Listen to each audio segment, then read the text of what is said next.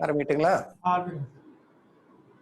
तज्जयति परं ज्योतिः समं समस्तैरनन्तपर्याये दर्पणतलैव सकला प्रतिफलति पदार्थमालिका यत्र.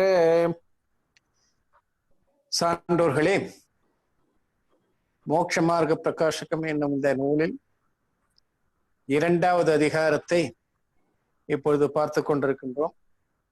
இந்த 2வது அதிகாரத்தில் இந்த உயிர் பிறவியில் துன்பப்படுவதற்கு காரணம் என்ன என்பதை மிக தெளிவாக எடுத்து கூறி கொண்டு வருகிறார். வினைக்கட்டின் காரணமாகத்தான் உயிர் துன்பத்தை அடைந்து கொண்டிருக்கிறது. உயிருக்கு இந்த வினைக்கட்டு இன்று நேற்றல்ல, அனாதி காலமாகவே இருந்து கொண்டு வருகிறது. அனாதி காலமாக இருந்து வந்தாலும் வினை வேறு, உயிர் வேறு. வினையினுடைய ஒரு பகுதி கூட, ஒரு பரமாணு கூட உயிராக மாறவில்லை. உயிரினுடைய ஒரு பிரதேசம் கூட வினையாக மாறவில்லை.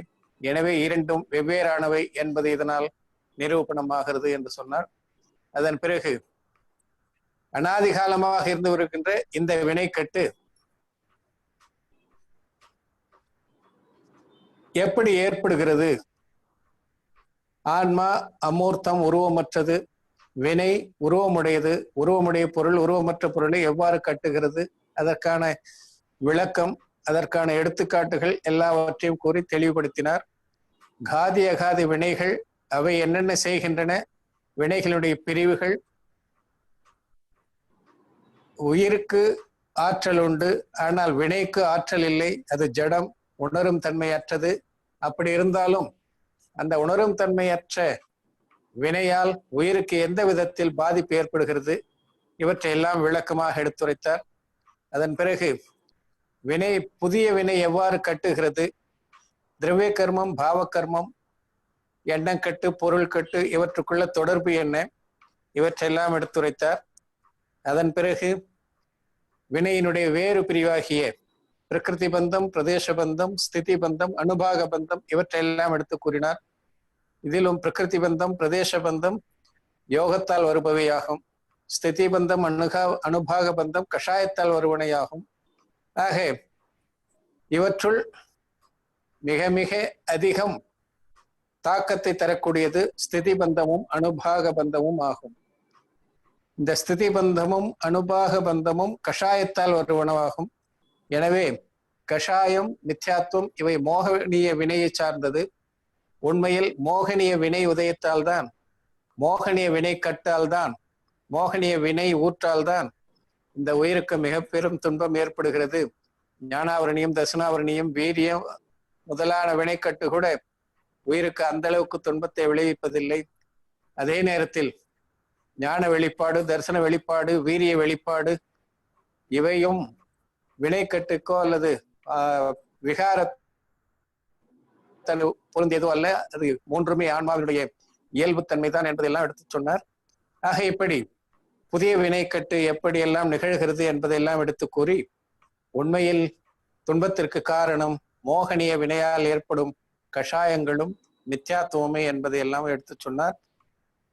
அதே போல உயிரற்ற அந்த வினை எப்படி பல்வேறு வினை கூறுகளாக பிரிகின்றன, ஞானாவரணிய முதலான வினை பிரிவுகளாக எப்படி அவை பிரிந்து செல்கின்றன, அதற்கெல்லாமும் பல்வேறு விதமான எடுத்துக்காட்டுகளை கூறி விளக்கி சென்றார். அதே போல் இந்த வினை எப்பொழுது உதயத்துக்கு வரும், எவ்வளவு நாள் சத்தாவில் இருக்கும் என்பதையெல்லாம் கூட விளக்கி சொன்னார். அதன் பிறகு நோ கர்மம், திரவிய கர்மம், பாவ கர்மம் அவற்றையெல்லாம் எடுத்து கூறியவர் நோ கர்மத்தை பற்றியும் விரிவாக எடுத்து சொன்னார். அதன் பிறகு இந்த உயிர் எப்படி நித்திய நிகோதத்திலிருந்து வெளிவருகிறது, எவ்வளவு உயிர்கள் வெளிவரும், எவ்வளவு காலத்தில் வெளிவரும், இவற்றையெல்லாம் எடுத்து சொன்னார். அதன் பிறகு கர்மம் உதயத்திற்கு வந்து உதிர்ந்த பிறகு அது அதே இடத்தில் இருந்தாலும் சரி, இடம் பெயர்ந்து சென்றாலும் சரி, அதனால் எந்தவித பாதிப்பும் ஆன்மாவுக்கு இல்லை என்பதையும் எடுத்து சொன்னார்.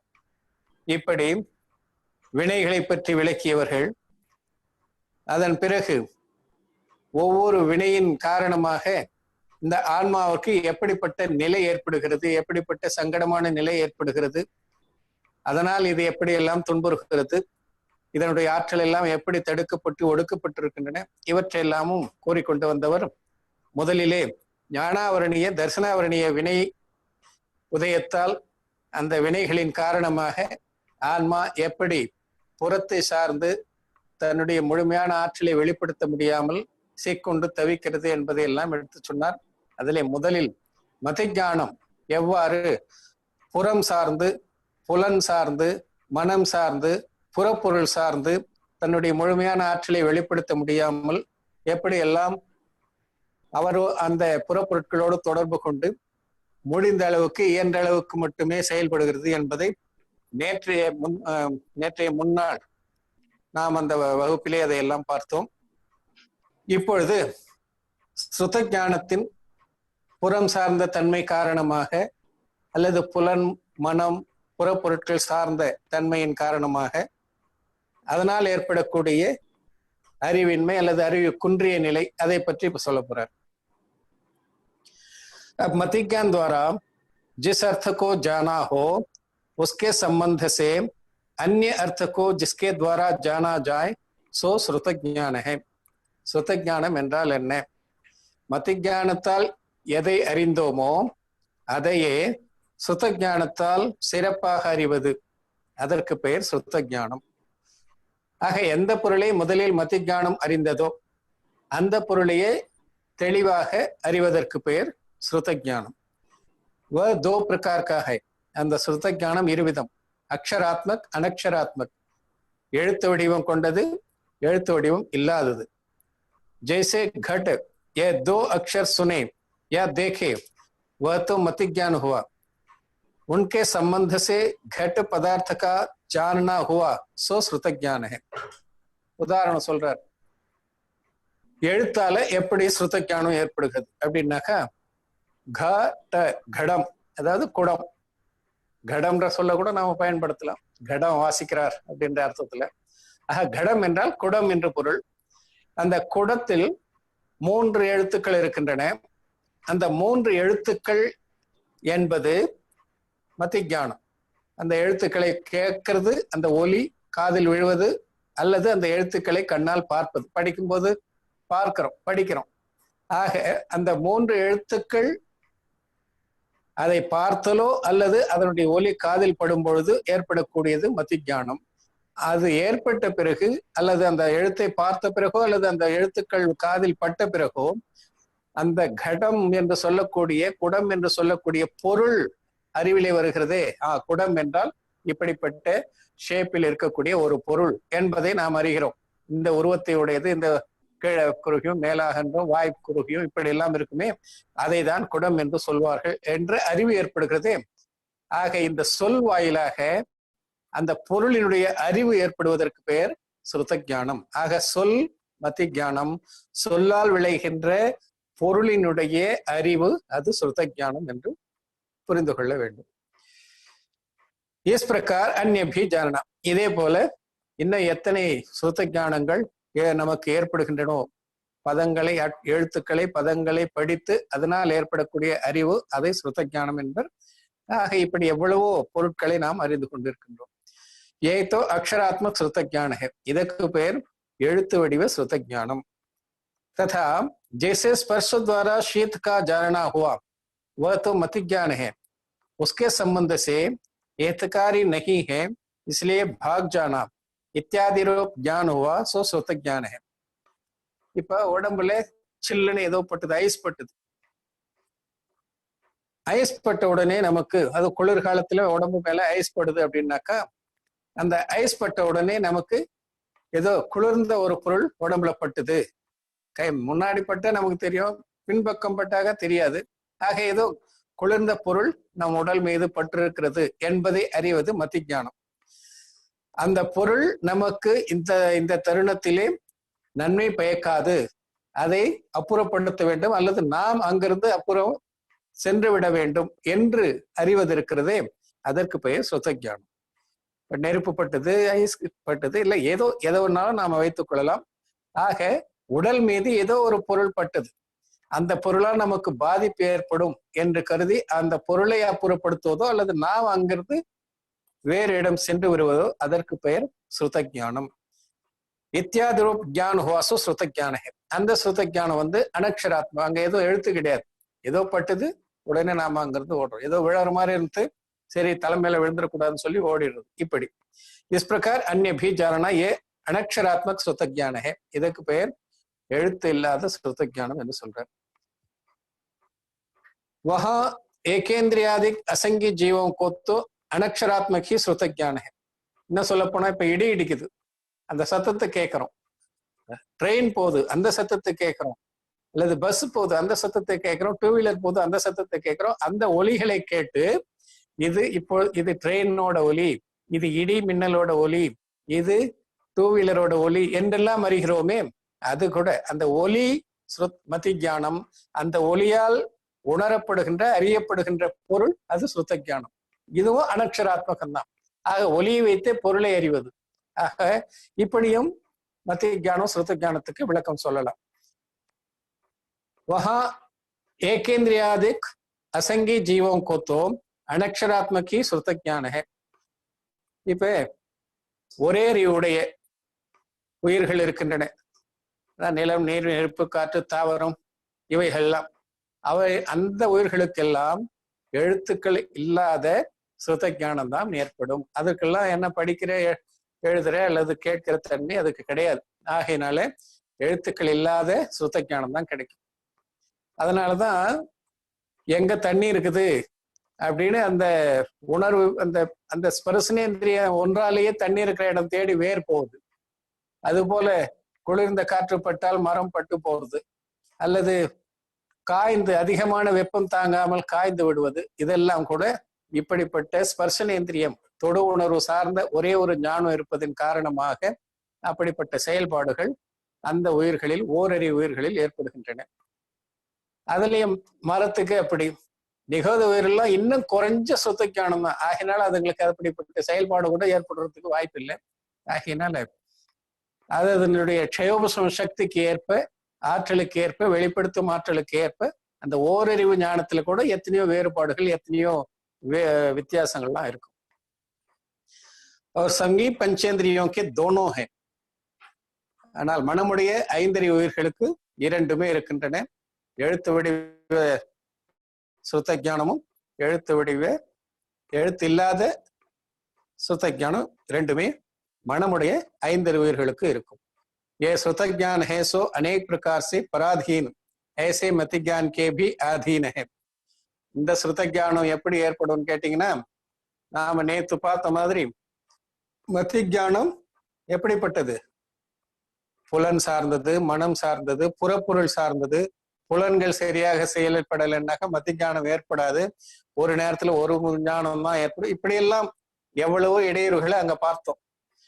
அந்த மதி ஞானத்தை ஆதாரமாக வைத்து, இடையூறுகள் பல உள்ள மதி ஞானத்தை ஆதாரமாக வைத்து ஸ்ருத ஞானம் செயல்படுது. ஆகையினால இது இன்னும் ஒரு படி மேல போய் பல்வேறு சங்கடங்களுக்கு, பல்வேறு இடையூறுகளுக்கு, தடைகளுக்கு உட்பட்டு இது செயல்படுகிறது என்பதை புரிந்து கொள்ளணும். அதான் அநேக காரணோக்கே அதீனம். அது இல்லாம இன்னும் எத்தனையோ நாம படிக்கணும்னு நினைக்கிறோம். படிக்கணும்னு நினைக்கும் போது புஸ்தகம் காணாம போறது, அல்லது லைட் இல்லாம போறது, இப்படி எல்லாம் கூட. ஆக எழுத்துக்கள் மூலமாக நாம் ஸ்ருதத்தை அறியணும்னு நினைச்சா, ஆகமத்தின் மூலமாக ஸ்ருதத்தை நினையணும்னு நினைச்சா எத்தனையோ விதமான இப்படிப்பட்ட இடையூறுகள் வருவது. இதெல்லாம் கூட இப்படி ஸ்ருத ஞானம், அல்லது தர்மத்தை கேட்கும் போது இடையூறு வர்றது, இப்படிப்பட்ட ஸ்ருத ஞானம் இதெல்லாம் கூட புறம் சார்ந்து காணப்படுவதால் இப்படிப்பட்ட அறிவு ஏற்படுவது மிக மிக கடினமாக இருக்கிறது. முழுமையாக நாம் அனைத்தையும் தெரிந்து கொள்ள முடியாமல் போகிறது.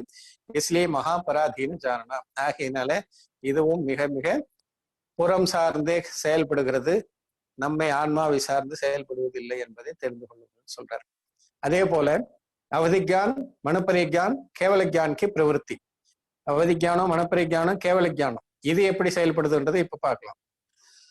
अब अपनी मर्यादा के अनुसार क्षेत्र काल का प्रमाण लेकर रूपी पदार्थों को स्पष्ट रूप से जिसके द्वारा जाना जाए वह अवधि ज्ञान है.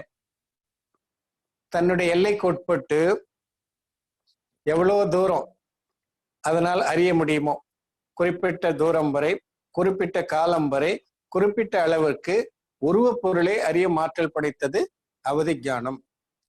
ஆக அவதி ஞானம் இருந்துட்டாக முக்கால மூலக பொருளும் நமக்கு தெரிஞ்சிடும் அப்படின்ற அர்த்தம் கிடையாது.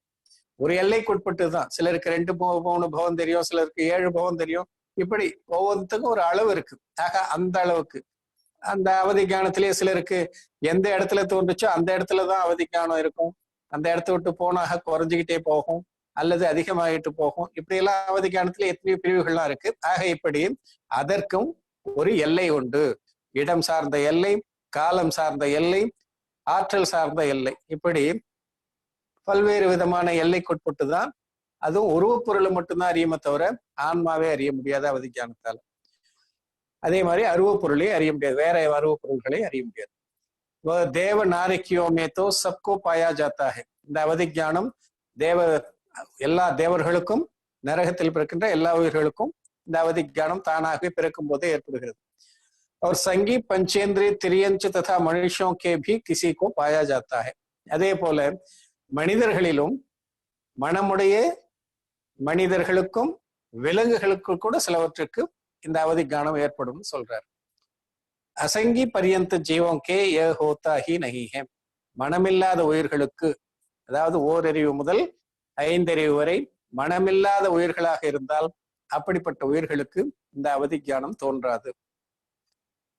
சோ யபி ஷரீராதிக் புத்கலோம் கே ஆதீன ஹே. இந்த அவதி ஞானமும் உடல், புத்கலம் முதலியவற்றை உருவப் பொருட்களுக்கு சார்ந்தே இருக்கிறது. அதற்கு அடிமையாகித்தான் இதுவும் செயல்படுகிறதே தவிர ஆன்மாவை நோக்கி செயல்படுவது கிடையாது. அவதிக்கு 3 பேது. இந்த அவதி ஞானத்துக்கு 3 பிரிவு. தேசாவதி, பரமாவதி, சர்வாவதி.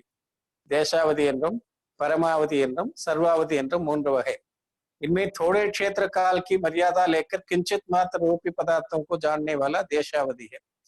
இதுல ஓரளவு காலம், ஓரளவு இடம் ஆகியவற்றை எல்லையாக கொண்டு சிறிதளவு அறிவது அதற்கு பெயர் தேசாவதி. சோஹி கிசி ஜீவக்கே ஹோத்தா ஹை. இந்த தேசாவதி எல்லா உயிர்களுக்கும் ஏற்படுவதில்லை, ஏதோ சில உயிருக்கு மட்டும் ஏற்படும். तथा परमावधि, सर्वावधि और मनपरे ये ज्ञान मोक्ष मार्ग में प्रकट होते हैं. பரமாவதி, சர்வாவதி, மனப்பரிய ஞானம், இந்த 3 ஞானங்களும், அதாவது 2 அவதி ஞானம், ஒரு மனப்பரிய ஞானம். மனப்பரிய ஞானத்துக்கும் பிரிவு உண்டு. அது எல்லாம் அந்த 2 பிரிவு ரிச்சு மத்திய விபுல மத்திய 2மே. ஆக இவை எல்லாமே யாருக்கு நற்காட்சி தோன்றி மோட்ச மார்க்கத்தில் செயல்படுகிறார்களோ அப்படிப்பட்டவர்களுக்கு தான் ஏற்படுமே தவிர நற்காட்சி ஞானம் நல்லொழுக்கம் இல்லாதவர்களுக்கு இந்த ஞானங்கள் தோன்றுவது இல்லை. கேவல ஞான் மோட்ச ரூபக. இந்த பரமாவதி, சர்வாவதி, மனப்பரிய ஞானம் மோட்ச மார்க்கத்தில் இருப்பவர்களுக்கு தோன்றும். ஆனா கேவல ஞானம் மோட்ச வடிவானது. इसलिए इस अनादि संसार अवस्था में इनका सद्भाव ही नहीं है. மோட்ச வடிவமாக இருக்கக்கூடிய கேவல ஞானம் பிறவி உயிர்களுக்கு ஏற்படுவதே கிடையாது.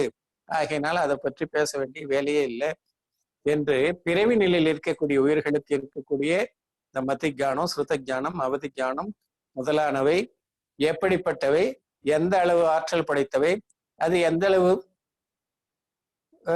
வெளிப்பட்டு காணப்படுகின்றன, இவற்றெல்லாம் எடுத்து சொன்னார். इस प्रकार तो ज्ञान की प्रवृत्ति पाई जाती है. ஆக ஞானம் இப்படி பிறவி உயிர்கள் இருக்கக்கூடிய உயிர்களுக்கு இருக்கக்கூடிய ஞானம் இந்த அளவுதான் இருக்குதுன்னு சொல்றாரு. அது ஞானாவரணயத்துடைய காரணம். அது அதுக்கப்புறம் தர்சனாவரணயத்துக்கு வர்றார். சக்ஷு, அச்சக்ஷு, அவதி, கேவல தர்சனக்கு பிரவருத்தி. சக்ஷு தர்சனம், அச்சக்ஷு தர்சனம், அவதி தர்சனம், கேவல தர்சனம், இது எப்படி செயல்படுகிறது பார்ப்போம். अब इंद्रिय तथा मन को स्पर्शादिक विषयों का संबंध होने से प्रथम काल में मति ज्ञान से पूर्व जो सत्ता मात्र अवलोकन रूप प्रतिभास होता है उसका नाम चक्षु दर्शन तथा अचक्षु दर्शन है. இப்போ மதிஞானம் ஏற்படுகிறது.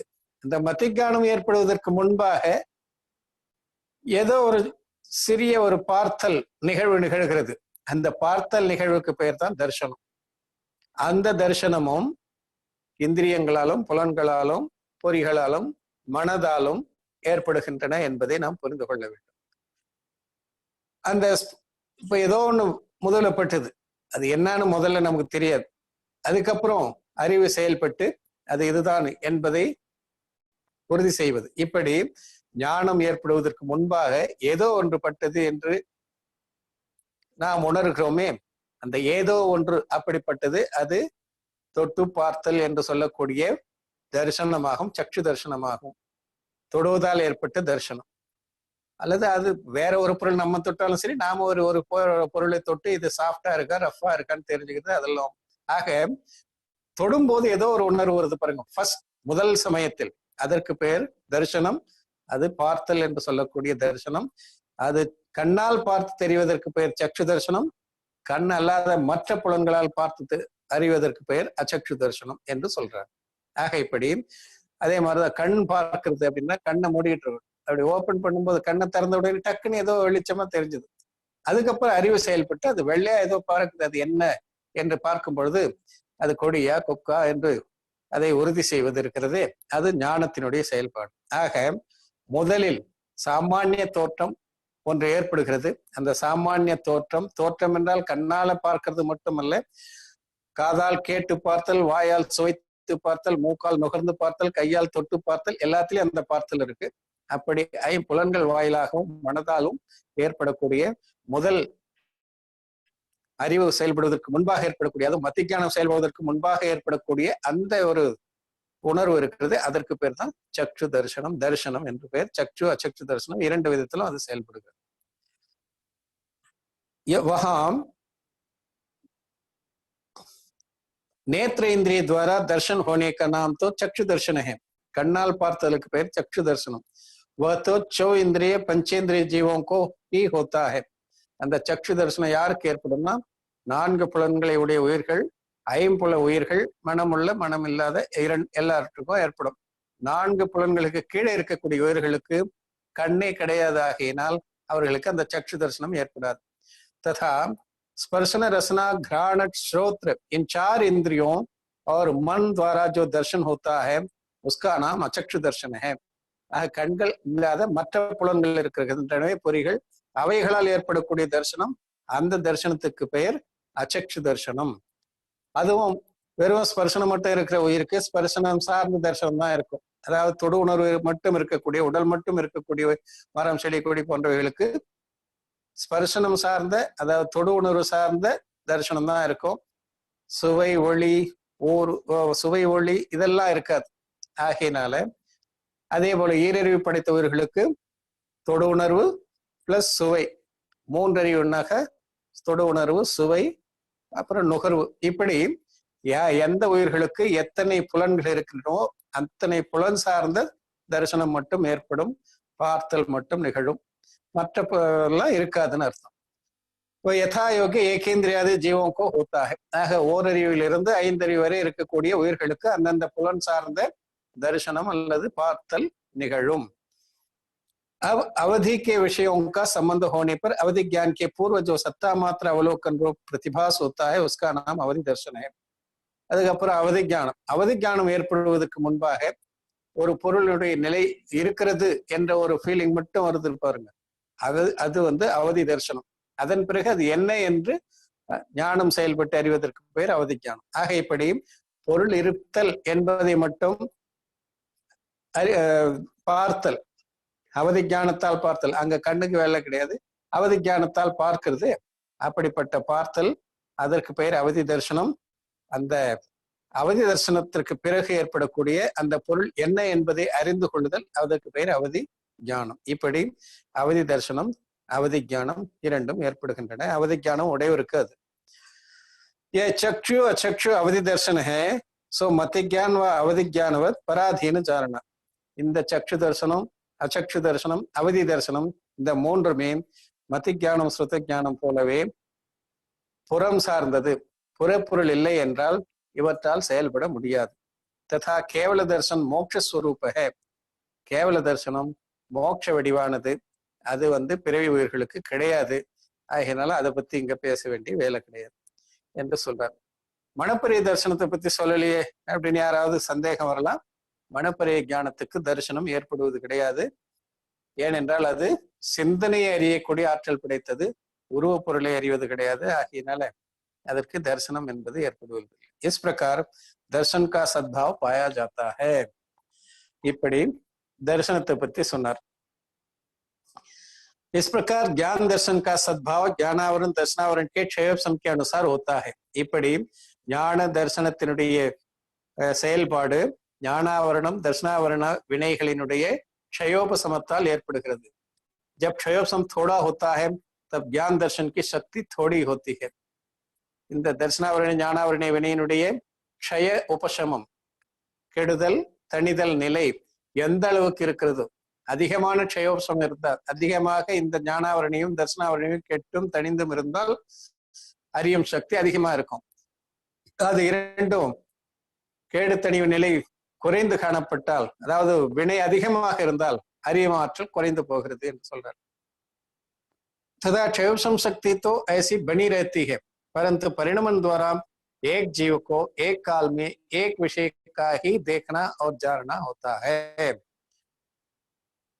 क्षयोपम शक्ति இருக்கு நிறைய. இந்த உயிருக்கு கேடு தணிவு நிலையால் ஏற்படக்கூடிய அறியும் ஆற்றல் பார்க்கும் ஆற்றல் இருந்தாலும் ஒரே நேரத்தில் எல்லா பொருட்களையும் அறியுமா அப்படின்னா, அதாவது அந்த எல்லைக்குட்பட்டு அதுக்கு எவ்வளவு ஆற்றல் இருக்கும். இப்ப நமக்கு நிறைய ஆற்றல் இருக்கு, எத்தனையோ பொருட்களை அறியக்கூடிய ஆற்றல் இருக்கு. முக்கால மூலத்தை அறிய ஆற்றல் கிடையாது. ஆனா எவ்வளவு பொருட்களை நம்மால் அறிந்து கொள்ள முடியும். அப்படி இருந்தாலும் ஒரு நேரத்தில் ஒரு பொருளை தான் நம்மால அறிய முடியும், ஒரு பொருளை தான் நம்மால பார்க்க முடியும். இப்ப நாம மோட்சமார்க்க பிரகாசம் படிச்சுட்டு இருக்கோம்னாக்கா, இந்த நேரத்துல நமக்கு மற்ற அறிவுலாம் இருக்கலாம், அது இப்ப செயல்படுமானா அது செயல்படாது, அது வெளிப்படுமானா அது வெளிப்படாது. இதை படிக்கும்போது இந்த நினைவு மட்டும்தான் நமக்கு இருக்கும், இந்த அறிவு மட்டும்தான் நமக்கு வெளிப்பட்டு இருக்கும், மற்ற அறிவுகள் வெளிப்பட்டு இருக்காது. ஒரே நேரத்துல இதையும் படிச்சுக்கலாம், பக்கத்திலேயே வேற புக்கு வச்சுன்னா அதையும் படிச்சுக்கலாம். அப்படின்னாக்க ரெண்டு விதமான நூல்களை ஒரே நேரத்துல படிக்க முடியாது, ரெண்டு விதமான பொருட்களை ஒரே நேரத்துல அறிய முடியாது. ஒரு பொருளை அறிகிறோம் என்றால் அந்த நேரத்தில் நம்முடைய கவனம் அது மேலதான் இருக்குமே தவிர இன்னொரு பொருள் மேல அதையும் பார்த்து இதையும் பார்க்கலாம் ஒரே நேரத்துலன்னா அது முடியாதுன்னு சொல்ல வர்றாரு. परंतु परिणमन द्वारा एक जीव को एक काल में ஒரு உயிருக்கு ஒரு காலத்தில் ஏக் விஷய का ही देखना जानना होता है. ஒரு விஷயம்தான், ஒரு பொருள் தான் அறிய முடியும், பார்க்க முடியும். इस परिणमन ही का नाम उपयोग है. அதுக்கு பேர் உபயோகம். என்ன, நம்முடைய உபயோகம் ஒரு நேரத்துல ஒரு பொருள் மீது தான் செல்லுமே தவிர ஒரு நேரத்துல 4-5 பொருள் மீது நம்முடைய உபயோகம் கவனம் செல்லாது. वहां एक जीव को एक काल में या तो ज्ञानोपयोग होता है या दर्शनोपयोग होता है. அதே போல ஒரு நேரத்துல ஒரு உயிருக்கு ஒரே பொருளோட தரிசன உபயோகம் ஏற்படுதுன்னா அந்த நேரத்துல அந்த பொருளோட ஞானோபயோகம் இருக்காது. ஆக தரிசனோபயோகம் ஏற்பட்டா அந்த நேரத்துல ஞானோபயோகம் ஏற்படாது. தரிசன உபயோகம் ஏற்பட்ட பிறகுதான் அந்த பொருள் சார்ந்த ஞானோபயோகமும் ஏற்படும்.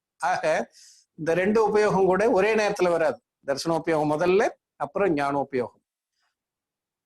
तथा एक उपयोग के भी एक भेद की प्रवृत्ति होती है. அதுலயும் பாருங்க, அந்த ஒரு உபயோகம் இருந்தாலும் அந்த ஒரு உபயோகத்தில் கூட அதனுடைய ஒரு பிரிவுல தான் நம்ம அறிவு செயல்படுமே தவிர 4-5 பிரிவுலையும் போய் சேராது. எப்படி, அதுக்கு உதாரணம் சொல்றாரு அவரு.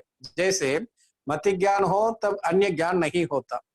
இப்ப நமக்கு ரெண்டு ஞானம் இருக்கு, மத்தி ஜானம் ஸ்ருத ஜானம். இப்ப நாம தரிசன உபயோகம் ஞானோபயோகத்துல ஏதாவது ஒரு உபயோகத்தை தான் நாம பயன்படுத்த முடியும் ஒரு நேரத்துல. அப்படி பயன்படுத்தும் போது அந்த தரிசன உபயோகம் வந்தாச்சு, வந்த உடனே முதல்ல மத்திஞானம் தான் ஏற்படும். மத்திஞானம் ஏற்படும் போது சுருத்தஞானம் ஏற்படாது.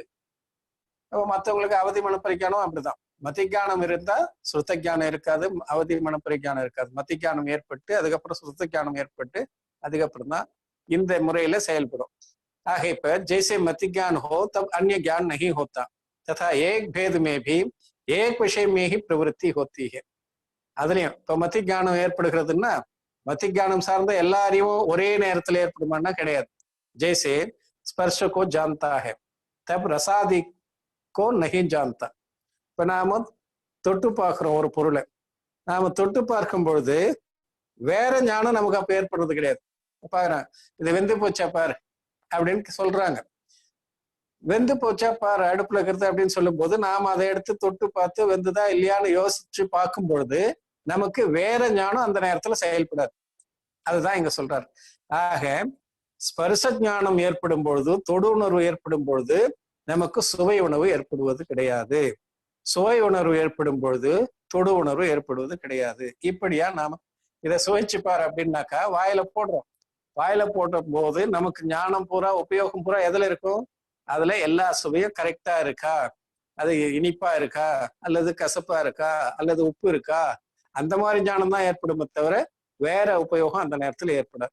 ஆக இப்படி மதிஞானம் ஏற்பட்டாலும் சுதஞானம் ஏற்பட்டாலும் ஏதாவது ஒரு பொருளினுடைய ஒரு பிரிவு, ஒரு புலனினுடைய ஒரு பிரிவு தான் நம்மால அறிய முடியுது. ஒரு நேரத்துல ஒரு புலனினுடைய எல்லா பிரிவும் ஒரே நேரத்துல அறிவது முடிவது கிடையாது.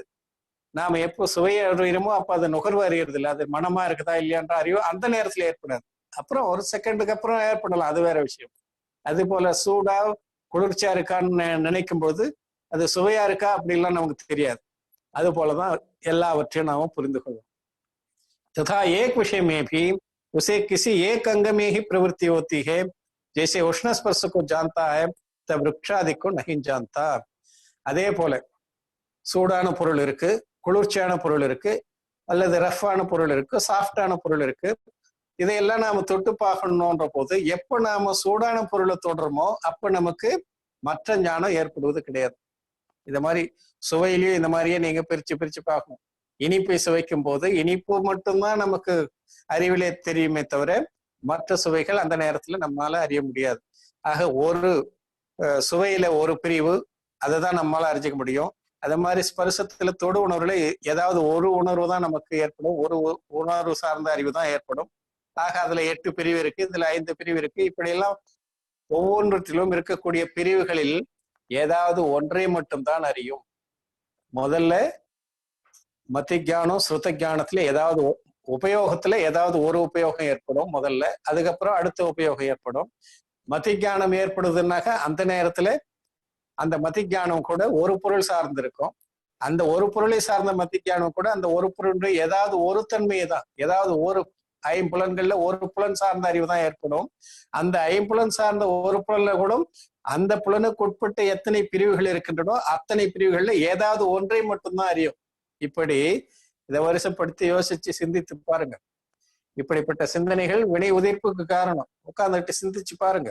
ஆக இப்படி இந்த அறிவு எந்த அளவுக்கு தடைப்பட்ட அறிவாக காணப்படுகிறது, எந்த அளவுக்கு மிக மிக குறைந்த அளவில் வெளிப்பட்டு காணப்படுகிறது, இப்படி வெளிப்பட்டு காணப்படுவதற்கு காரணம் இந்த வினை என்பதை அறிய வேண்டும். इस प्रकार एक जीव को एक काल में एक ज्ञेय अथवा दृश्य में ज्ञान अथवा दर्शन का परिणमन जानना. இப்படி ஒரு உயிருக்கு ஒரு காலத்தில் ஒரு பொருள் அறியப்படுகின்ற ஒரு பொருள் அல்லது பார்க்கப்படும் தக்க ஒரு பொருள், அது சம்பந்தமான ஞானமும் தரிசனமும் தான் ஏற்படுகிறதே தவிர ஒரே நேரத்தில் இதனால் அறியப்படக்கூடிய அனைத்து பொருள்களையும், இங்க இதுதான் ஞாபகம், முக்கால மூலக பொருட்களே சொல்லல. மத்தியானத்துக்கும் ஸ்ருதஞானத்துக்கும் நம்ம அறிவாற்றலுக்கு ஏற்ப எவ்வளவு பொருட்களை நம்மால் அறிந்து கொள்ள முடியுமோ அவ்வளவு பொருட்களையும் ஒரு நேரத்தில் கூட அறிய முடியாது. ஆகையினால ஒவ்வொன்றாகத்தான் அறிய முடியும் அப்படின்னு சொல்றாரு. ஏசாகி திகாய் தேத்தாக, இப்படித்தான் இந்த ஞானம் நமக்கு தெரிகிறது, ஞானத்தால் அறிய முடிகிறது. जब सुनने में उपयोग लगा हो तब नेत्र के समीप स्थित भी पदार्थ नहीं दिखता. நாம் எதையோ கேட்டுக்கிட்டு இருக்கோம், ரொம்ப கவனத்தோடு கேட்டுக்கிட்டு இருக்கோம், அதுலயே நம்முடைய சிந்தனை சென்று கொண்டு இருக்குது. அப்ப கண்ணுக்கு எதிரில் இருக்கிற பொருள் கூட நமக்கு தெரியாது.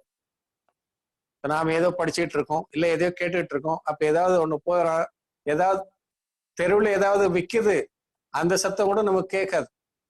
ஏங்க எங்க தானே உட்காந்துக்கிட்டு இருக்கீங்க, தெருவில் ஏதோ வித்துது, என்ன தெரியுமான்னு கேட்டாக்க எனக்கு ஒண்ணு காதல் வேலையன்னு தான் சொல்லுவோம். ஏன் என்ன, நம்முடைய கவனம் அந்த நேரத்தில் முழுக்க முழுக்க படிக்கிறதுல தான் இருக்க தவிர வேற எந்த சவுண்ட் வந்தாலும் சரி அல்லது ஆளே நம்ம முன்னாடி சென்றாலும் சரி அவங்க எங்க போனாங்கன்னு கேட்டா தெரியாதுன்னு தான் சொல்லுவோம். இந்த வழியா தானே போயிருக்கணும், அதை கூட பார்க்கலையா அப்படின்னா ஆமா பார்க்கல. ஏன்னா நம்முடைய கவனம் வேற எங்கேயோ இருந்தது, வேற எதையோ சிந்திச்சுட்டு இருப்போம். அந்த நேரத்துல ஏதாவது நடந்திருந்தா நமக்கே தெரியறதில்ல, நம்ம கண் முன்னாடி நடந்திருக்கலாம், இருந்தாலும் நமக்கு தெரியாமல் போவதற்கு காரணம் நம்முடைய கவனம் வேற எங்கோ இருந்தது என்றுதான் பொருள். அததான் இங்க சொல்றார். सुनने में उपयोग लगा हो तब नेत्र के समीप स्थित पदार्थ भी नहीं दिखता. நாம் எதையோ கேட்டுக்கொண்டிருக்கின்றோம் என்றால் கண் முன்பாக இருக்கக்கூடிய பொருள் கூட நமக்கு காணப்படுவதில்லை. इसी प्रकार अन्य प्रवृत्ति देखी जाती है. இதே போலதான் மற்றதையும் புரிந்து கொள்ள வேண்டும். டிவி சீரியல்ல ரொம்ப ஆழ்ந்து பார்த்து கொண்டிருக்கின்றோம் என்றால் அந்த நேரத்துல வீட்டிலேயே திருடு போனா கூட தெரியுது இல்லை. இதெல்லாம் ஒரு காலத்துல நடந்தது, உங்களுக்கு கேள்விப்பட்டிருக்கலாம். ராமாயணம் மகாபாரதம்லாம் சீரியல்ல வரும்போது அது அவ்வளவு ஐக்கியமா பார்த்திருந்தவங்க வீட்டிலேயே திருடு போச்சுன்னு சொல்லுவாங்க. ஆக இப்படியெல்லாம், ஏன்னா அந்த அளவுக்கு நாம கவனம் ஒரே இடத்தில் இருக்கும் பொழுது மற்ற இடத்தில் என்ன நடக்கிறது, நம் கண்முன் என்ன நடக்கிறது என்பது கூட சரியாமல் போறதுக்கு வாய்ப்பு உண்டு. அததான் சொல்றாரு, ஒரு நேரத்துல இந்த புலன் ஒன்றை மட்டும்தான் அறியுமே தவிர எல்லாவற்றையும் அறியாதுன்னு சொல்றாரு. ததா பரிணமன்மே சீக்கிரதா பகுத்த. ஆனா நமக்கு என்னால முடியும், நான் ஒரே நேரத்தில் 4-5 வேலையை கூட செய்வேன் அப்படின்னு நீங்க சொல்லலாம். அது காரணம் சொல்றாரு, பரிணமன்மே சீக்கிரதா பகுத்த. இந்த அறிதல், இந்த மாற்றங்கள் இருக்கிறதே பர்யாய மாற்றங்கள், அது ரொம்ப வேகமா நடக்குது. उससे किसी काल में ऐसा मान लेते हैं कि युगपत भी अनेक विषयों का जानना देखना होता है. அதனால ஒரே நேரத்துல பலவற்றை நான் அறிந்து கொள்ள முடியும் அப்படின்னு நாம நினைக்கிறோம். அப்படி கிடையாது. ஆக்சுவலா ஒரு சமயத்துல ஒன்றை மட்டும்தான் நம்மால் அறிய முடியும். ஒரு 5 நிமிஷத்துல 4-5 வேலையை செய்யறோம்னாக்கா அது வேகமா நம்முடைய உபயோகம் செயல்படுறதன் காரணமாகத்தான் போது தவிர, ஆனால் ஒரு நேரத்துல ஒரு வேலையை தான் செய்ய முடியும். ஒரு நிமிஷம் கழிச்சு அடுத்த வேலையை செய்வோம், அடுத்த நிமிஷம் கழிச்சு இன்னொரு வேலையை செய்யலாம். அப்படிதான் செய்ய முடியுமே தவிர ஒரே நிமிடத்தில் எல்லா வேலையும் செய்ய முடியும்னாக்கா அது முடியாதுன்னு அர்த்தம். அது ஒரே நேரத்துல இவ்வளவு செய்யறோம் அப்படின்னு நினைக்கிறது என்னன்னு கேட்டாக்கா, உண்மையிலேயே இந்த மாற்றங்கள் இருக்கிறது, இந்த உபயோகம் இருக்கிறது, அது வேகமாக செயல்படுவதன் காரணமாக நமக்கு அப்படிப்பட்ட ஒரு பிரம்மை ஏற்படுகிறதே தவிர உண்மை அப்படி இல்லைன்னு சொல்றாரு. கிந்த யுகவத் ஹோத்தா நகிஹேம், ஒரு சேர ஏற்படுவது கிடையாது, ஒரு சேர பகவானுக்கு தான். கிரம் சேகி ஹோத்தாஹே, ஆகையினால ஒவ்வொன்றும் முறையாகத்தான் ஏற்படுமே தவிர ஒரு சேர நமக்கு ஏற்படாது. சம்ஸ்கார் பல் சே உன்கா சாதன் ரஹ்தா ஹை. சில நேரத்துல நாம ஒரு கையில ஒரு வேலை செய்துட்டு இன்னொரு கையில இன்னொரு வேலை செய்யறோம்னாக்கா அது பழக்கத்தினுடைய காரணமாக அப்படி செய்யறோம், அவ்வளவுதானே தவிர, ஆனால் நம்முடைய கவனம் ஒரு நேரத்துல ஒன்றில் தான் இருக்கும் அப்படின்னு சொல்றாரு. ஜெய்சே கவ்வேக்கே நேத்திரக்கே தோ கோலக். பாருங்க, இதெல்லாம் கூட அந்த காலத்துல தெரிஞ்சிருக்கு. காகத்துக்கு 2 கண்ணு இருக்குன்னு நாம பாக்குறோம். ஆனா விழி 2, அதுல இருக்கக்கூடிய அந்த இது சொல்றேன்ல, கருப்பான அந்த இது இருக்கு உள்ள, அதுக்கு நான் சொல்லுவாங்க 2 கண்ணு இருந்தாலும் விழி ஒன்றுதான் அப்படின்னு சொல்லுவாங்க காக்கைக்கு. அதெல்லாம் அந்த காலத்துல ஆராய்ஞ்சுதான் சொல்லியிருப்பாங்கன்னு நினைக்கிறேன். ஆக உள்ள இருக்கக்கூடிய விழி ஒன்றுதானா, ஆனா மேல இருக்கக்கூடிய கண் 2ஆம். அந்த ஒரே ஒரு விழிய அது வேகமா 2 சைட்லயே சுத்தி சுத்தி பார்த்துட்டான். ஆகையினால புத்திலி ஏக்கஹே ஃபிருத்தி சீக்கிரஹே, அந்த புத்திலி பாவை, கண் பாவைன்னு சொல்றோமே, அல்லது அந்த விழி, அத ரொம்ப வேகமா அது சுத்துறதால 2 பக்கமுமே அது பார்க்கிறது. உண்மையிலேயே அதுக்கு அந்த உள்ள இருக்கக்கூடிய விழி ஒன்றுதான் என்று சொல்றாங்க. அது போலதான் நாம் நம்முடைய பழக்கத்தால சில நேரத்துல ஒரே நேரத்துல 2 வேலை செய்யறோன்ற மாதிரி நினைக்கலாம். ஆனால் உண்மையில் அப்படி அல்ல. வேகமா உபயோகம் சேஞ்ச் ஆகிறதால நம்மளால அப்படி செய்ய முடியுதுன்னு சொல்றாரு. உஸ்ஸே தோனோ கோலோகம் கா சாதன் கர்த்தி ஹை, அந்த ஒரு வழியாலேயே 2 பக்கமும் அது பார்த்து கொண்டிருக்கிறது, பார்க்க முடிகிறது. அதால உசி பிரகார் எஸ் ஜீவ கே துவார் தோ அநேக் ஹை और उपयोग एक है. அதே போல அதுக்கு 2 பக்கமும் கண்ணு ஓட்டை இருக்கு. இங்க இந்த உயிருக்கு, மனிதனாக இருக்கக்கூடியவனுக்கு பல இடத்துல ஓட்டை இருக்கு. அதாவது 5 துவாரங்கள், 5 புலன்கள், 5 பொறிகள். ஆனால் இதற்கு இருக்கக்கூடிய உபயோகம் ஒன்றுதான். அந்த ஒரு உபயோகத்தால இந்த 5 புலன்கள் வாயிலாக வேகமாக உபயோகத்தை சுத்தி மாற்றி மாற்றி இது அறிந்து கொண்டிருக்கிறதால நமக்கு தெரியுது, ஒரே நேரத்தில் நாம பல செயல்களை செய்யறோம், பலவற்றை அறிந்து கொள்றோம் நினைக்கிறோம் நாம. ஆனா உண்மை அப்படி அல்ல. உஸ்ஸே சர்வ துவாரோகா சாதன் ரஹ்தா ஹை, அந்த உபயோகத்தை வேகமாக பரிணமிக்க செய்து 5 புலன்கள் சார்ந்த அறிவை இது பெறுகிறது. ஆனால் உண்மையில் ஒரு நேரத்தில் ஒரு அறிவை தான் பெறுகிறது. இப்படியெல்லாம் எவ்வளவோ எடுத்துக்காட்டுகளை கூறி எவ்வளவு மிக சிக்கலான விஷயத்தை கூட எளிமையாக புரியும்படி அவர் விளக்கி செல்கிறார். यहाँ प्रश्न है कि இங்க ஒரு கேள்வி, एक काल में एक विषय का जानना अथवा देखना होता है तो इतना ही क्षयोपम हुआ कहो, बहुत क्यों कहते हो? ஒரு காலத்துல ஒரு விஷயத்தை மட்டும்தான் இது அறியுது அப்படின்னு சொன்னாங்க. அந்த அளவுக்கு தான் அதுக்கு ஆற்றல் இருக்குன்னு சொன்னேன், ஏன் இவ்வளவு ஆற்றல் இருக்குன்னு சொல்ற அப்படின்னு கேக்குறாரு. और तुम कहते हो कि क्षयोपम से शक्ति होती है, तो शक्ति तो आत्मा में केवल ज्ञान दर्शन की भी पाई जाती है. நீ சொல்ற க்ஷயோபசம ஆற்றல் இதுக்கு நிறைய இருக்குது, க்ஷயோபசமத்தால எவ்வளவு பொருட்களை அறியுது அப்படின்னு சொல்ற. ஆனா அந்த ஆற்றல் ஒரு நேரத்துல வெளிப்படுறது கிடையாது, அது ஆற்றல் வடிவில் இருக்கு. ஒரு நேரத்துல ஒரு உபயோகம் ஒரு இடத்துல மட்டும்தான் செயல்படும் அப்படின்னு சொல்லும் போது ஆற்றல் வடிவில் கேவல ஞானம், கேவல தரிசனம் கூட ஆற்றல் வடிவில் இருக்கு. அப்ப இதுவும் ஆற்றல் வடிவில் இருக்கு, அதுவும் ஆற்றல் வடிவில் இருக்குன்னா எப்படி புரிந்து கொள்றது? கேள்வி முதல்ல புரியணும் உங்களுக்கு தெளிவா. க்ஷயோபசம ஆற்றலால் இந்த உயிர் 6 பொருட்களையும் 7 தத்துவங்கள் முதலானவற்றையெல்லாம் அறியக்கூடிய ஆற்றல் படைத்தது. ஆனா முக்கால மூலக நிகழ்வுகளை அறியக்கூடிய ஆற்றல் இந்த க்ஷயோபசமத்துக்கு கிடையாது. மத்தி ஞானத்தால ஸ்ருத ஞானத்தால எவ்வளவு பொருட்களை இதனால அறிந்து கொள்ள முடியும். அப்படி இருந்தாலும் ஒரு நேரத்தில் ஒன்றை மட்டும்தான் அறிய முடியும், எல்லாவற்றையும் அறிய முடியாது.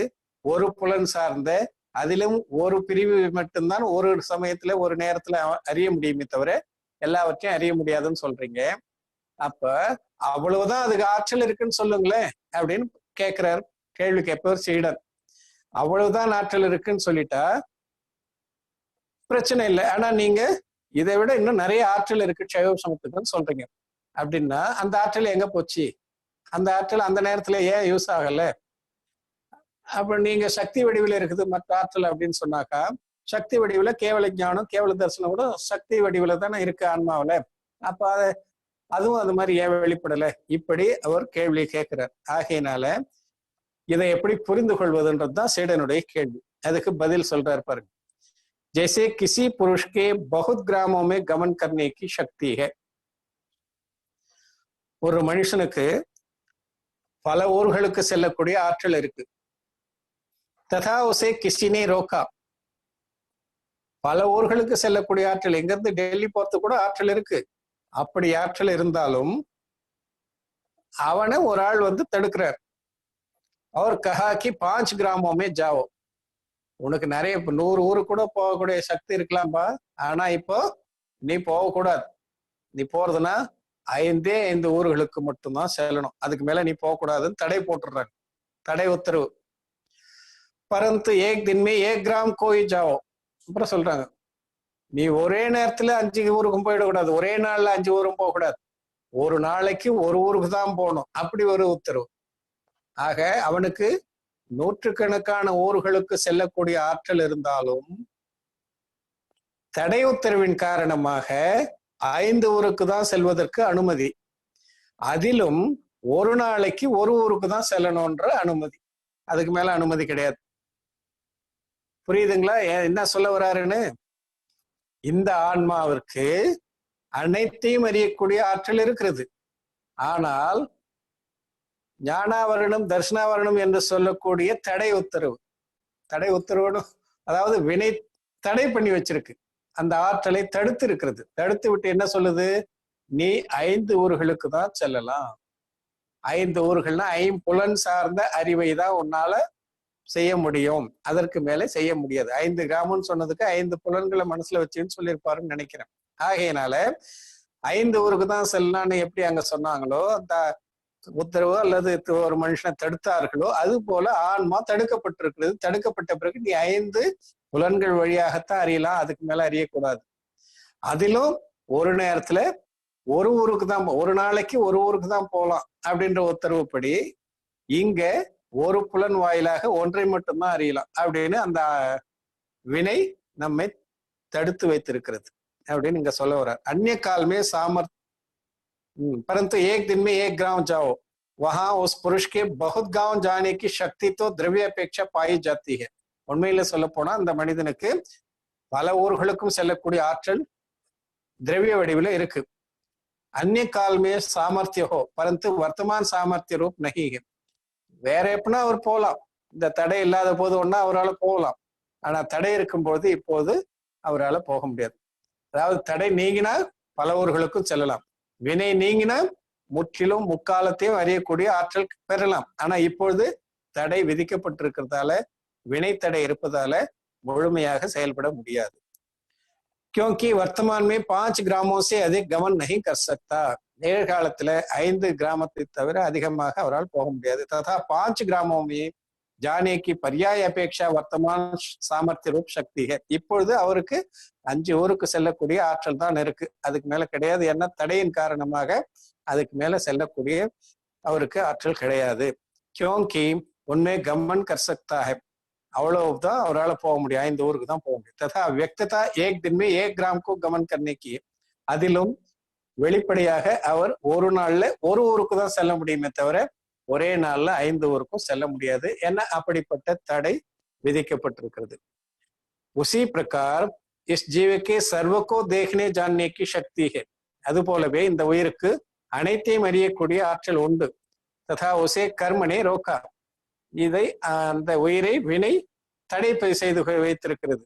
ஒரு और इतना क्षयोपम हुआ कि स्पर्शादि के विषयों को जानो या देखो. அந்த தடையின் காரணமாக, வினையால் விதிக்கப்பட்ட தடையின் காரணமாக இதற்கு ஏற்பட்டிருக்கின்ற அந்த க்ஷயோபசமம், வினை கேடு தணிவு நிலை, அதன் காரணமாக ஸ்பர்சத்தில், அதாவது தொடு உணர்வில் ஏதாவது ஒன்றை மட்டும்தான் அறியும்.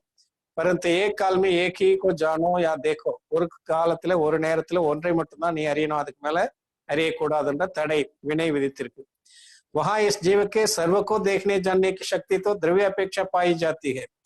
இந்த உயிருக்கு திரவிய நோக்கில அனைத்தையும் அறியக்கூடிய ஆற்றல் இருக்கிறது. அந்நிய காலமே சாமர்த்தியம், அது வேற ஒரு காலத்துல வினை தடை நீங்கும் பொழுது முழுமையாக வெளிப்படலாம். பரந்து வர்த்தமான் சாமர்த்திய ரூப் நஹி ஹை, ஆனா இப்பொழுது அப்படிப்பட்ட ஆற்றல் இதற்கு கிடையாது.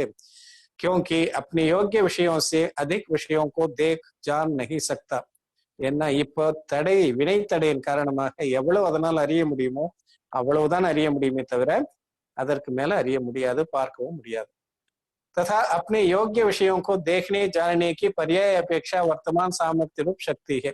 ஆகையினால இந்த வினைத்தடையின் காரணமாக எந்த அளவுக்கு பொருட்களை பார்க்கவும் அறியவும் முடியுமோ அந்த அளவுக்கு பர்யாய நோக்கில் நிகழ்காலத்தில் இந்த உயிருக்கு ஆற்றல் ஏற்பட்டிருக்கிறது. क्योंकि उन्हें देख जान सकता तथा व्यक्तता एक काल में एक ही को देखने या जानने की पाई जाती है. ஆக எந்த அளவுக்கு இது இந்த தடையின் காரணமாக எந்த அளவு பொருளை அறிய முடியுமோ அந்த அளவு சக்தி இருந்தாலும், தடை ஒரு நேரத்துல ஒரு பொருளையே தான் அறியணும் அப்படின்னு இருக்கிறதால அதற்கேற்ப ஒரு நேரத்துல ஒரு பொருளை மட்டும்தான் பார்க்கவோ அறியவோ முடியும் அப்படின்னு சொல்லி இந்த உதாரணத்தை ரொம்ப அழகா இங்க விளக்குறார் உதாரணம் வாயிலாக. யஹா ஃபிர் பிரச்சனை, இங்க மீண்டும் ஒரு கேள்வி. நமக்கு இன்னும் முழுசா எல்லாம் புரிஞ்சுவிட்ட மாதிரி தான் தெரியுது. நமக்கு புரிந்து இருந்தாலும் இந்த கேள்வி இன்னொரு கேள்வி கேட்கிறார். கேட்கும் பொழுது தான் நமக்கு தெரியும், ஆமா இப்படி கூட கேட்கலாம் போல தெரியுது அப்படின்னு. அது என்ன கேள்வின்னு பாருங்க. ஐசாத்தோ ஜானா, சரி நீங்க சொல்றது நான் புரிஞ்சுக்கிட்டேன். ஒரு நேரத்துல இந்த தடையின் காரணமாக இதனால ஒன்றை மட்டும்தான் அறிய முடியுது அப்படின்றது புரியுது. परंतु क्षयोपम तो पाया जाता है और बाह्य इंद्रियादि का अन्यथा निमित्त होने पर देखना जानना नहीं होता या थोड़ा होता है या अन्यथा होता है. सो ऐसा होने पर कर्म ही का निमित्त तो नहीं रहा. வினையுடைய கேடு தணிவின் காரணமாக, க்ஷயோபசமத்தின் காரணமாக இந்த ஆன்மாவுக்கு இருக்கக்கூடிய அறியும் தன்மை, அறியும் ஆற்றல் எந்த அளவுக்கு இருக்கிறதோ அந்த அளவுக்கு பொருட்களை இது எப்பொழுதும் அறிந்து கொண்டிருக்கணும் இல்ல. ஒரு நேரத்துல ஒரு பொருளை அறியுது, அந்த ஒரு பொருளை ஒரு கூற்றை அறியுது, ஒரு புலன் சார்ந்த அறிவை பெறுகிறதுனே கூட வச்சுக்கலாம். ஆனா அதே போல ஒவ்வொரு நேரத்திலும் ஒவ்வொரு புலனினுடைய ஒவ்வொரு உட்பிரிவை சார்ந்த அறிவை இது எப்போதும் பெற்றுக் கொண்டிருக்கிறதா என்றால் இல்லை. ஏன் இல்ல? ஏன்னா பாஹி இந்திரியாதிக்க அந்நிதா நிமித்த ஹோனேப்பர், புறத்தில் இருக்கக்கூடிய நிமித்தங்கள் வேறு விதமாக இருந்தால் தேக்னா ஜான்னா நஹி ஹோத்தா. இப்ப நாம பார்க்கிறோம், நமக்கு பார்க்கக்கூடிய ஆற்றல் இருக்கு, நாம படிச்சுக்கிட்டே இருக்கிறோம், நமக்கு ஆற்றல் இருக்கு, படிக்கக்கூடிய ஆற்றல் இருக்கு. திடீர்னு கரண்ட் போயிடுச்சு, இருட்டாயிடுச்சு, படிக்க முடியல. ஏன் முடியல? நமக்கு ஆற்றல் இருக்குல்ல, படிக்க வேண்டியது தானே. புறப்பொருள் நிமித்தத்தால ஏன் இது தடைப்படுது அப்படின்றதுதான் இப்ப இவருடைய கேள்வி. ஆக க்ஷயோபசமம் இருக்கும் பொழுது, அறியக்கூடிய ஆற்றல் இருக்கும் பொழுது எந்த அளவு அறிய முடியுமோ அந்த அளவு அறிவு இருந்துகிட்டு தானே இருக்கணும். ஏன் தடைப்பட்டு போச்சு? இருட்டானதால ஏன் படிக்க முடியாம போச்சு? அந்நியதா ஒத்தாய், அல்லது சில நேரத்துல என்ன ஆகுது, நாம படிச்சுட்டே இருக்கிறோம், கண்ணுல ஏதாவது கோளாறு வந்துடுது. அந்த மாதிரி கோளாறு வந்துட்டா நமக்கு பார்வை தெரியல, சரியா தெரியல, ரெண்டா தெரியுது. சில நேரம் ஒரே பொருள் ரெண்டா தெரியுது. அப்படிலாம் ஏற்படுறது உண்டு தானே. அது போல கண்ணாடியில முன்னையே சொன்னோம், ஏதாவது கலர் கண்ணாடியா இருந்தா கலரா தெரியுது, ஆக வெள்ளையாகிற பொருள் கூட கலரா தெரியுது. இப்படி எல்லாம் ஏற்படுது. க்ஷயோபசம் இருக்குது இல்ல, ஆன்மாவுக்கு க்ஷயோபசம் இருக்கு, அறிவாற்றல் இருக்குன்ற போது அது ஒரே மாதிரிதான் அறியணும். இந்த மாதிரி எல்லாம் அறிவதற்கு காரணம் என்ன அப்படின்னு கேக்குறான். சோ ऐसा होने पर कर्म ही का निमित्त तो नहीं रहा. அப்படி இருக்கும்போது வினை மட்டுமே காரணம்னு எப்படி சொல்லலாம்? ஆக வினை க்ஷயோபசமத்தை அடைந்திருக்கிறது. க்ஷயோபசமா அடைந்த பிறகு அதற்கேற்ற அறிவும் வெளிப்பட்டிருக்கிறது. அப்படி வெளிப்பட்டு இருக்கும் பொழுது இந்த புறப்பொருட்கள் காரணமாக இது அறிய முடியாமல் போகுது அப்படின்னு சொன்னாக்கா, அப்ப புறப்பொருட்களும் காரணமாக தானே அமையுது. க்ஷயோபசமம் வினை மட்டும் காரணம் இல்லையே அப்படின்னு கேட்கிறான். ஆக வினை மட்டுமே காரணம் என்றால் புறப்பொருட்கள் எப்படி இருந்தாலும் எந்த நிலையில் இருந்தாலும் இந்த அறிவு சரியாகத்தான் அறிய வேண்டும். ஆனால் புறப்பொருட்கள் சரியாக இல்லாத பொழுது, இதற்கேற்ப அமையாத போது இதனால் அறிய முடிவதில்லையே, அது ஏன்? அப்படி என்றால் வினை காரணமா புறப்பொருட்கள் காரணமா என்பது கேள்வி. கேள்வி தெளிவா இருக்கும்னு நினைக்கிறேன். அதுக்கு இப்ப பதில் சொல்றாரு பாருங்க. जैसे रोकने वाले ने यह कहा कि 5 ग्रामों में से 1 ग्राम को 1 दिन में जाओ. அதே உதாரணத்தை திரும்பவும் கொண்டு வர்றார். இந்த தடை போட்டான் இல்லையா, உனக்கு பல ஊருக்கு போறதுக்கு ஆற்றல் இருக்கலாம்பா, ஆனா 5 ஊருக்கு தான் போகணும், அதிலும் ஒரு நாளைக்கு ஒரு ஊருக்கு தான் போகணும்னு சொன்னான் இல்லைங்களா. அப்படி சொன்னவன் என்ன சொல்றான், பரந்து இன் கிங்கரோங்கோ சாத் லேக்கர் ஜாவோ. நீ போலாம்பா, ஆனா ஒரு நாளைக்கு ஒரு ஊருக்கு தான் போகணும், அதுல எந்த மாற்றமும் இல்லை. ஆனா இது கொஞ்சம் வேலையாள்லாம் இருக்காங்க, இந்த வேலையாட்களை நீ கூட இட்டுன்னு போ, நீ தனியா போகல, இவங்களையும் கூட இட்டுன்னு போற அப்படின்னு சொல்லிட்டார். ஆக வேலையாட்களே கூட, அவன் தனியா போனா ஒரு ஊருக்கு ஈஸியா போயிடுவான், வேலையாட்களை கூட இட்டுன்னு போகணும்னு சொல்லும் பொழுது அவனுக்கு போகக்கூடிய ஆற்றல் இருக்கு, ஒரு நாளைக்கு ஒரு ஊர் தாராளமா போகலாம். ஆனா வேலையாட்களை கூட இட்டுன்னு போகும்போது என்ன ஆகும், வஹா வே கிங்கர் அந்யதா பரிணமித்தகும், அந்த வேலையாட்கள் இவனுக்கு ஒத்துழைக்கலன்னு சொன்னா வேற மாதிரி அவங்க போனாக்கா தோ ஜானா நா ஹோ, அப்ப அவனால ஒரு நாள்ல கூட ஒரு ஊரு கூட போக முடியாது. ஏன்னா அந்த வேலையாட்கள் ஐயோ என்னால முடியல, கால் வலி, இதுக்கே கொஞ்ச நேரம் உட்காரணும் அப்படின்னு சொல்றாங்க. இல்ல வேற பாதை மாறி போறாங்க, அங்க போறாங்க, ஓடுறாங்க, எங்க ஓடுறாங்க, அங்க ஓடுறாங்க, அவங்கள கட்டுப்படுத்தி கொண்டு போறதுன்னா ரொம்ப கஷ்டமா இருக்கு. ஆக அப்படி இருக்கும்பொழுது அவர்கள் ஒத்துழைக்காத சூழ்நிலையில இவனால ஒரு நாள்ல ஒரு ஊர் கூட போக முடியறது இல்லை. ஆனா இவனுக்கு ஆற்றல் இல்லைன்னு அர்த்தம் கிடையாது, இவனுக்கு ஆற்றல் இருக்கு, இவன் ஒரு நாள் ஒரு ஊர் போகலாம், தடையும் கிடையாது. அப்படி இருந்தாலும் உடனிருப்பவர்கள் ஒத்துழைக்காததால இவனுக்கு ஆற்றல் இருந்தும் போக முடியல. இதை நல்லா புரிஞ்சு கொள்ளணும் தெளிவா. தோடா ஜானாகும், அதனால கொஞ்சம் தான் அவனால போக முடியுது. அந்நியதா ஜானாகும், அல்லது மாறாக போறான், இவங்க வேற பக்கம் திரும்பி போயிட்டாக பாதை மாறி கூட போய் அவங்கள இட்டுன்னு வர்றதுக்காக போக வேண்டியதா இருக்கும். ஒன்னா வரல, கொஞ்சம் பேர் முன்னாடி போறாங்க, கொஞ்சம் பேர் பின்னாடி போறாங்க, சில பேருக்கு வழி தெரியாது போயிடுறாங்க. இப்படி எல்லாம் ஆகுதுன்னாக்கா அவர்களை எல்லாம் ஒன்று சேர்த்துப்பதற்காக சில நேரத்துல இவனும் பாதை மாறி செல்ல வேண்டி இருக்கலாம். இப்படி எல்லாம் இருக்கு. उसी प्रकार कर्म का ऐसा ही क्षयोपम हुआ है कि इतने विषयों में एक विषय को एक काल में देखो या जानो. வினை கேடு தணிவு நிலை, அது என்ன சொல்லுது, ஒரு நேரத்துல ஒரு ஒரு புலன் சார்ந்த ஒரு அறிவை மட்டும் உனக்கு ஏற்படும், அதுல ஒன்னும் எந்தவித மாற்றமும் கிடையாது. ஆனால் परंतु इतने बाह्य द्रव्यों का निमित्त होने पर देखो जानो, இந்த அறிவு கூட புறப்பொருட்கள் உனக்கு ஒத்துழைத்தால் தான் உன்னால பார்க்க முடியும்னு சொல்லிடுச்சு. ஆற்றல் இருக்கு, ஆனா புறப்பொருட்களுடைய நிமித்தம் அமையும் போது மட்டும்தான் உன்னால் அறிய முடியுமே தவிர புறப்பொருட்கள் நிமித்தம் அமையவில்லை என்றால் உன்னால் சரியான நிமித்தம் இல்லைன்னாக்கா உன்னால் அறிய முடியாது. அதே மாதிரி அந்த ஆட்கள் மாதிரிதான் வஹா வே பாஹ்ய திரவிய அந்யதா பரிணமித்தகும். அப்போ புறப்பொருட்கள் நிமித்தம் நமக்கு சரியாக அமையவில்லை என்றால் வேறு விதமாக அது பரிணமிக்கிறது என்றால் தேகனா ஜான்னா நாகும், உன்னால பார்க்க முடியும்பா, குடத்தை பார்க்கலாம், வாழை பார்க்கலாம், மனுஷனை பார்க்கலாம், எல்லா பொருட்களையும் பார்க்கலாம், கண்ணால நல்லா பார்க்க முடியும். ஆனால் வெளிச்சம் இருந்தா தான் பார்க்க முடியும், இருட்டு இருந்தா பார்க்க முடியாதுன்னு சொல்லுது. ஆக பார்க்கிற ஆற்றல் என்னமோ இருக்குது, இருட்டுல கூட பார்க்கிற ஆற்றல் இருக்கு, ஆனா பொருள் தெரியாது. ஏன்னா புற நிமித்தம் நமக்கு அமைந்தால்தான் பார்க்க முடியும் அப்படின்னு ஒரு கண்டிஷனை போட்டாச்சு. ஆளுங்களை இட்டுன்னு போன்னு சொன்ன மாதிரி. ஆக புற நிமித்தம் இருக்கணும், புறப்பொருள் நிமித்தம் இருக்கணும். வெளிச்சம் இருந்துதான் உன்னால பார்க்கலாம், வெளிச்சம் இல்லைன்னா உன்னால பார்க்க முடியாது. ஆக புறப்பொருள் நிமித்தம் கொண்டுதான் உன்னால் அறிய முடியும். அப்படிதான் மற்றதுலயும் நாம ஏற்று பொருள் கொள்ளணும். ऐसा यह कर्म के क्षयोपशम ही का विशेष है. ஆக இதெல்லாம் வினையினுடைய க்ஷயோபசமத்தில் இருக்கக்கூடிய நிலைகள். வேற என்ன செய்யுது? इसलिए कर्म ही का அதனால இதுவும் வினையின் காரணம் தான். ஆக நாம நல்லா படிச்சுட்டு இருக்கோம், பண்ணிட்டு இருக்கோம், நம்ம வீட்டுல கரண்ட் போச்சு, பக்கத்து வீட்டுல கரண்ட் இருக்கு. அப்ப அதுக்கு என்ன காரணம்? நமக்கு நம்முடைய வினை பயன். அப்படி நாம படிக்கும் போது கரண்ட் போயிடுச்சு, இருட்டாயிடுச்சு, படிக்க முடியல. ஆனா பக்கத்து வீட்டுல இருக்குது, அவங்களுக்கு அப்படிப்பட்ட நல்வினை பயனா இருக்கலாம். ஆக இப்படிதான். ஆக இதுவும் வினையினுடைய காரணத்தால் வரக்கூடியதுதான். ஆக புறநிமித்தம் இருந்தால் உன்னால் செயல்பட முடியும், புறநிமித்தம் இல்லை என்றால் உன்னால் செயல்பட முடியாது என்பதும் வினையின் காரணமாக அமைவதுதானே தவிர புறப்பொருள் அல்ல. இதற்கு காரணம் புறப்பொருள் அல்ல. ஆக இதை நல்லா புரிஞ்சுக்கணும்னா, மனதில் ஏற்றி கொண்டோம் என்றால், இந்த நேரத்துல போய் நல்ல டைம் நல்லா சீரியல் பார்த்துட்டு இருந்தேன், இந்த நேரத்துல படுவாவே கரண்ட்டை கட் பண்ணிட்டாடேன்னு சொல்றாங்களே, அது இல்லாம இப்போ அந்த எண்ணம், அந்த ஏக்கம், அந்த வேகம் இல்லாம குறையும்.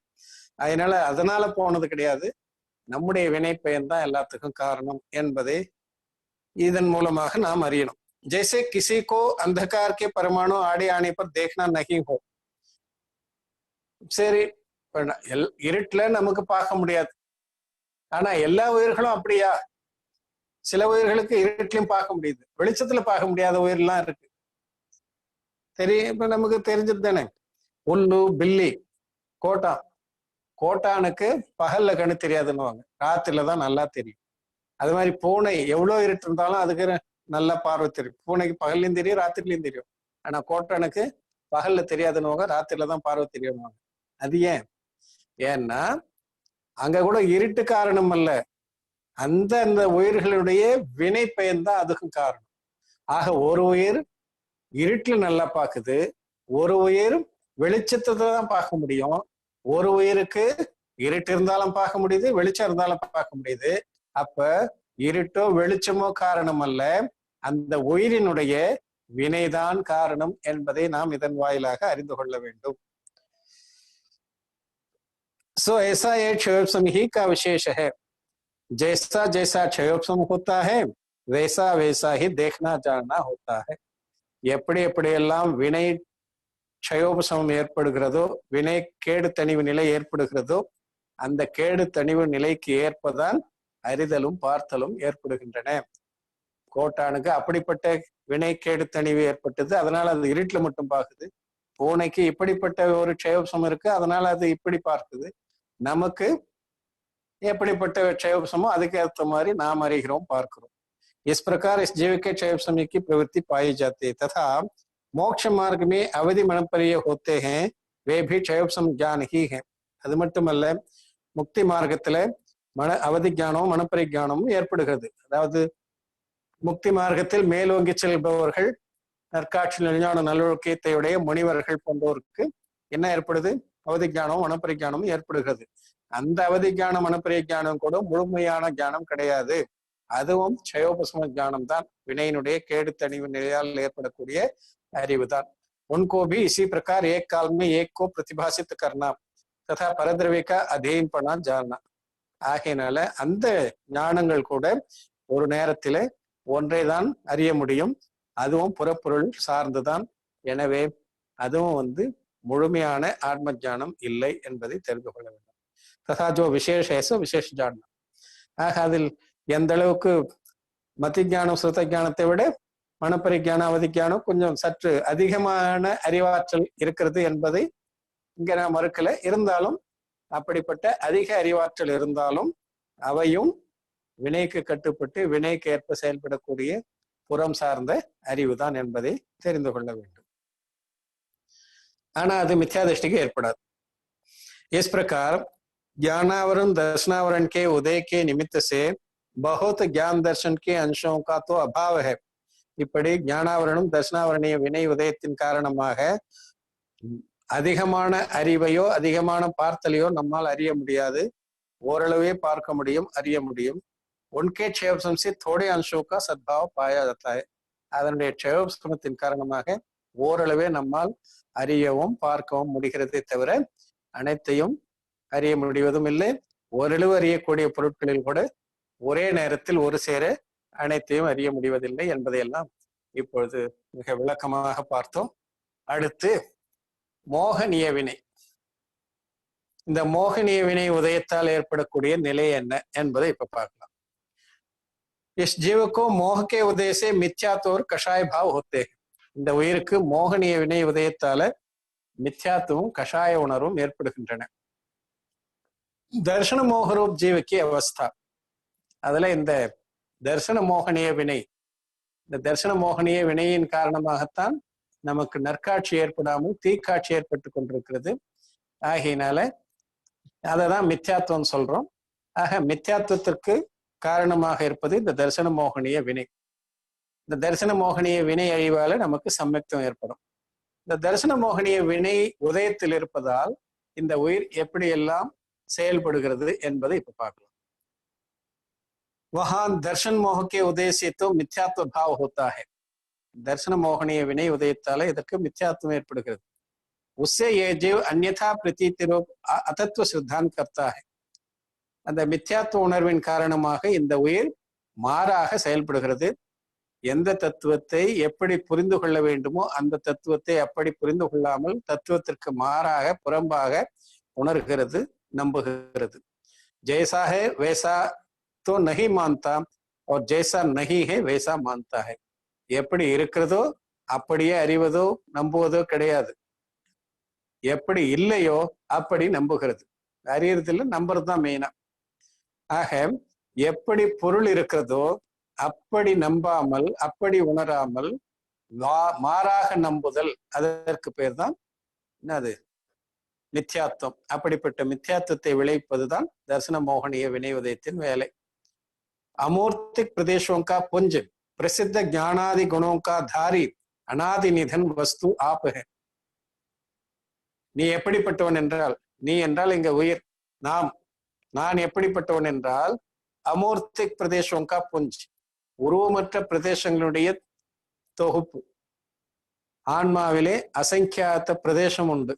இந்த அசங்கியாத பிரதேசங்களும் உருவமற்றவை. ஆன்மா உருவமற்றது. அப்படிப்பட்ட அசங்கியாத பிரதேசங்களை உடையது ஆன்மா. பிரசித்த ஞானாதி குணோங்கா தாரி, அனைத்தையும் அறியக்கூடிய ஆற்றல் படைத்த ஞானம் முதலான மிகவும் புகழ்பெற்ற குணங்களை இது பெற்றுள்ளது. அனாதி நிதன் வஸ்து, அனாதி காலமாக இருந்து கொண்டிருக்கிறது. அனந்த காலம் வரை இந்த உயிர் இப்படியே தான் இருக்கும். இந்த உயிர் அழியாது. அப்படிப்பட்ட அழியா நிலை பெற்ற ஞானம் முதலான புகழ்பெற்ற குணங்களோடு கூடிய அந்த ஞானம்தான் அறிவை மூலகுக்கும் அதிபதியாக ஆக்குகிறது. ஞானம் இல்லாத உயிர் ஜட உயிர், ஜடத்தன்மை கொண்ட பொருட்கள் எந்த விதத்திலும் சிறந்தவையாக கருத முடியாது. ஆக உயிருக்கு இவ்வளவு சிறப்பு வருகிறது என்றால் அது ஞானம் முதலான உயிர் குணங்கள் காரணமாகத்தான். எனவே அப்படிப்பட்ட என்றும் அழியாத ஞானம் முதலான தலை சிறந்த குணங்களை உடைய உருவமற்ற பொருள் நீ. और मूर्तिक पुद्गल द्रव्यों का पिंड प्रसिद्ध ज्ञानादिकों से रहित जिनका नवीन संयोग हुआ है ऐसे शरीरादिक पुद्गल पर है.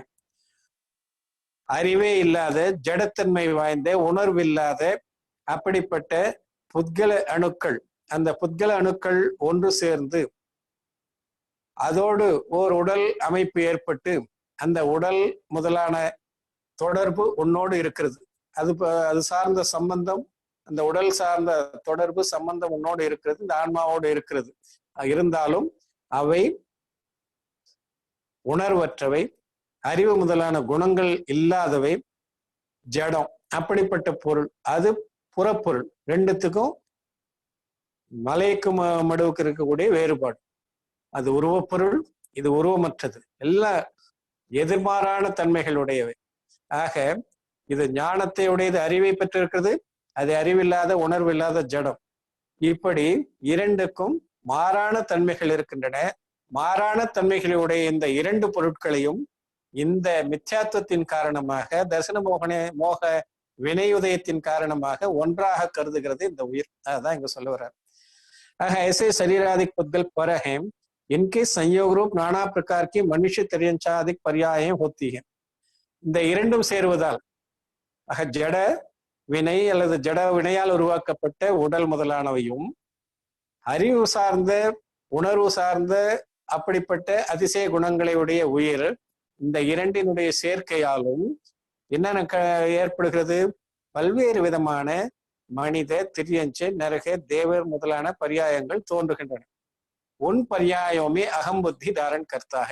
அப்படி இரண்டும் சேர்ந்த நிலையில் இருக்கக்கூடிய அந்த பரியாயத்தை நான் என்று கருதுகிறது. மனிதன் தான் நான். மனிதனா இருக்கும்போது மனுஷன் தான் நானுன்னு நினைக்குது.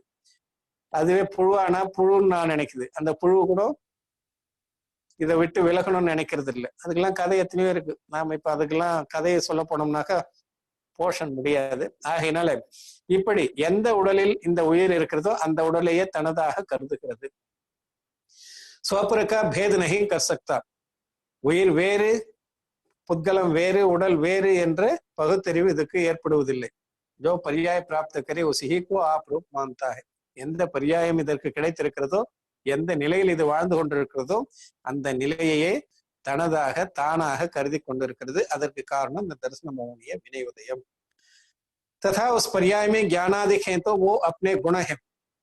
அந்த பரியாய நிலையிலும் அறிவு முதலானவே இந்த க்ஷய சமஞானம்லாம் இருக்குது, அது தனது என்று கருதுகிறது. और रागादिक है वे अपने को कर्म निमित्त से औपाधिक भाव हुए हैं तथा वर्णादिक है वे शरीरादिक पुद्गल के गुण हैं और शरीरादिक में वर्णादिकों का तथा परमाणुओं का नाना प्रकार पलटन होता है, वह पुद्गल की अवस्था है. सो इन सब ही को अपना स्वरूप जानता है. स्वभाव प्रभाव विवेक नहीं हो सकता. இது என்ன பண்ணுது? இப்ப எந்த அளவுக்கு எனக்கு அறிவாற்றல் இருக்கிறதோ, இந்த க்ஷயசம ஞானம், இப்படிப்பட்ட ஞானத்தை, வினை சார்ந்த அறிவு, தரிசனம் இவற்றையும் தனதாக கருதுகிறது. அதே நேரத்தில் இந்த ஆன்மாவில் தோறுகின்ற விகார உணர்வுகள், கோவப்படுறது, தாவப்படுறது, மானம், மாயா, லோபம், இப்படிப்பட்ட கஷாயங்கள் கர்ம நிமித்தத்தால் ஏற்படக்கூடியவை இவை, அதையும் தனதாகவே கருதுகிறது. அதே போல இந்த உடலில் ஏற்படக்கூடிய நிறம், கருப்பு, சிவப்பு, வெள்ளை, இப்படிப்பட்ட பல்வேறு நிறங்கள் இருக்கின்றனவே, அந்த நிறங்கள் அது சார்ந்த மற்ற இன்னும் தோடு உணர்வு முதலான மற்ற எல்லாமே அவற்றையும் தனதாக கருதுகிறது.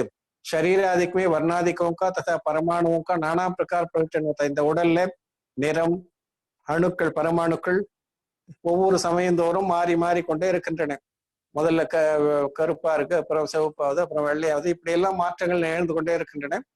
அவற்றை எல்லாமும் தனது நிலையாக கருதுகிறது. ஆகினால்தான் ஐயோ முடி கொட்டி போச்சே, முடி வெள்ளையா போச்சே, அப்படி இப்படியெல்லாம் கூட இந்த உயிர் துன்புறுவதற்கு, கவலை அடைவதற்கு காரணம் எல்லாம் அதுதான். உடலை நான் என்று கருதுவது, இது ஐயோ அவனுக்கு நிறைக்கலையே, எனக்கு மட்டும் நிறைச்சி போச்சு, இப்படி எல்லாம் நினைப்பது, இதெல்லாம் கூட இந்த தரிசன மோகனிய வினை உதயத்தால் மித்யாத்வத்தின் காரணமாக உடலை நான் என்று அறிவதன் காரணமாக ஏற்படுகிறது.